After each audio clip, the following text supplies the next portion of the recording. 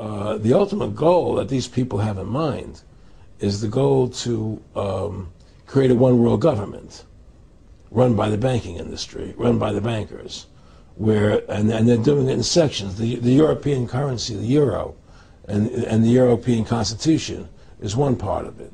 Now they're trying to do it in America with the North American Union, right? And they want to create a new currency called the Amero, right? And the whole agenda is to create a one-world government where everybody has an RFID chip implanted in them. All money is to be in those chips, right? There'll be no more cash. And this is giving me straight from Rockefeller himself. This is what they want to accomplish. And all money will be in your chips. And so instead of having cash, anytime you have money in your chip, they can take out whatever they want to take out whenever they want to. If they say you owe us this much money in taxes, they just deduct it out of your chip digitally. Total control. Total control. And if you're like me or you, and you're protesting what they're doing, they can just turn off your chip. And you have nothing. You can't buy food. You can't do anything. It's total control of the people. And that chip's connected to a database that has your purchasing records, what you do, what everything, you sell. Everything is in there, you know? And so they want a one-world government controlled by them, everybody being chipped, all your money in those chips, and they control the chips, and they control people. And you become a slave. You become a serf to these people. That's their goal. That's their intentions. Aaron, can you be specific about when you met Rockefeller, how it happened in these discussions? I met Rockefeller through a female attorney I knew who called me up one day and said, one of the Rockefellers would like to meet you. I had made a video called Mad as Hell, and he'd seen the video and wanted to meet me and knew I was running for governor of Nevada. So sure, I'd love to meet him. And I met him, and I liked him, and he was a very, very smart man. And we used to talk and share ideas and thoughts. And he's the one who told me 11 months before 9/11 ever happened that there was going to be an event. Never told me what the event was going to be, but there was going to be an event. And out of that event, we were going to invade Afghanistan to run pipelines from the Caspian Sea. We were going to invade Iraq, you know, to take over the oil fields, establish a base in the Middle East, and make it all part of the New World Order. And we'd go after Chavez in Venezuela. And sure enough, later 9/11 happened. And I remember he was telling me how how you're going to see soldiers looking in caves for people in Afghanistan and Pakistan and all these places. And there's going to be this war on terror, which is no real enemy. And the whole thing is a giant hoax, you know, but it's a way for the government to take over the American people. He told you it was going to be a hoax. Oh, yeah. Oh, yeah. There's no question. He says, there's going to be war on terror. And he's just laughing. There's no... Who are we fighting? I mean, why do you think 9/11 happened and then nothing's happened since then? Do you think that our security is so great here that these people who pulled off 9/11, who were able to, can't knock down another plane? Come on, it's ridiculous.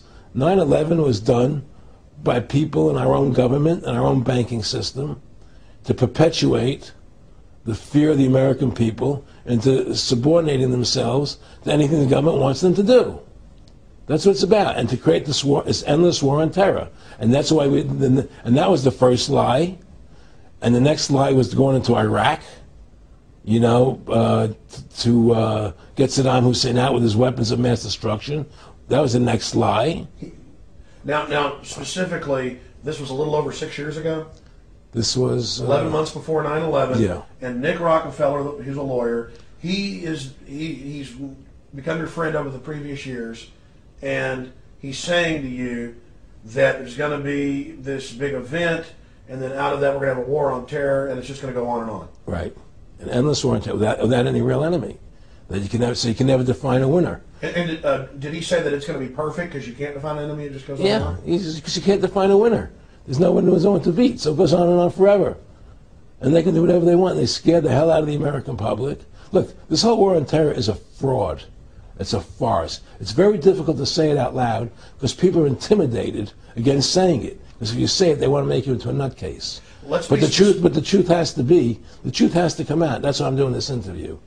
The fact of the matter happens to be that the whole war on terror is a fraud. It's a farce. Yeah, there's a war going on in Iraq because we invaded Iraq. And people over there fighting, But the war on terror, that's a joke, And until we discover what really happened on 9/11 and who was responsible for 9/11, because that's where the war on terror emanates from. That's where it comes from. It was 9/11 that allowed this war on terror to begin. And until we get to the bottom root of 9/11, the truth of 9/11, we'll never know about the war on terror.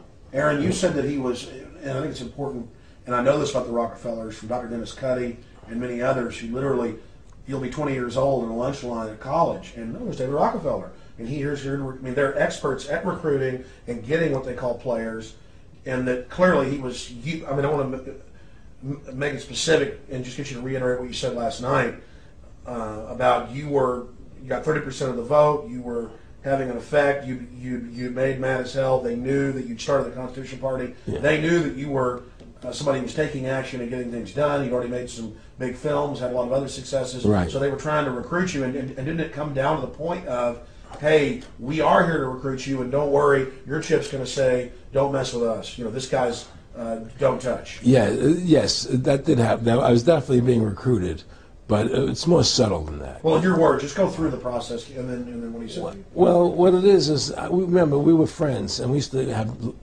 go to my house a lot. We'd have dinner, we'd talk, and he'd tell me about business investments I get involved in, or they would help me with this business investment or that business investment. And was I interested in joining the Council on Foreign Relations?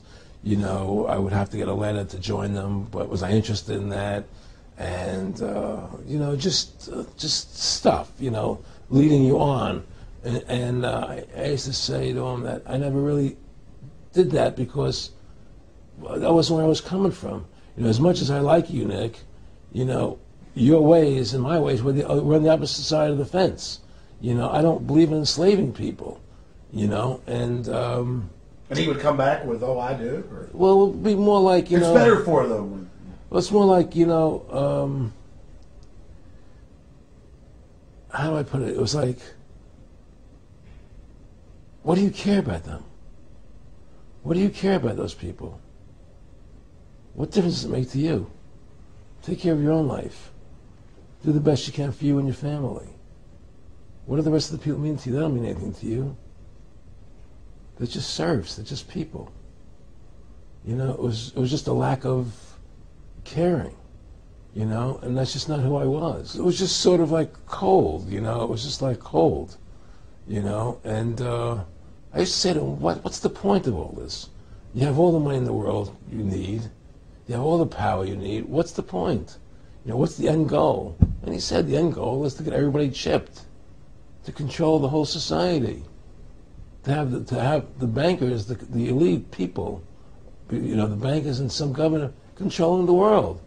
And I said, do all the people in the Council on Foreign Relations believe this way you do? He said, no.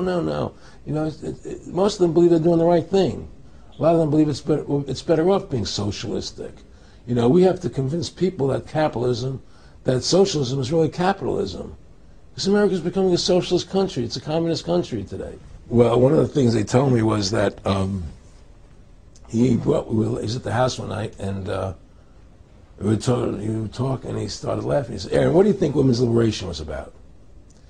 And I said, I had pretty conventional thinking about it at that point. I said, I think it's about women having the right to work, getting equal pay with men, just like they won the right to vote, And he started to laugh. He said, "You're an idiot." And I said, "Why am I an idiot?" He said, let me tell you what that was about. We, the Rockefellers, funded that. We funded Women's Lib, And we're the ones who got all over the newspapers and television, the Rockefeller Foundation. He says, and you want to know why? He said, there were two primary reasons. And one reason was we couldn't tax half the population before Women's Lib. And the second reason was, now we get the kids in school at an early age. We can indoctrinate the kids how to think. It breaks up the family. The kids start looking at the state as the family, as the school, as the officials, as their family, not as the parents teaching them. And so those are the two primary reasons for women's lib, which I thought up to that point was a noble thing. You know, when I saw their intentions behind it, where they were coming from when they created it, the thought of it, I saw the evil behind what I thought was a noble adventure.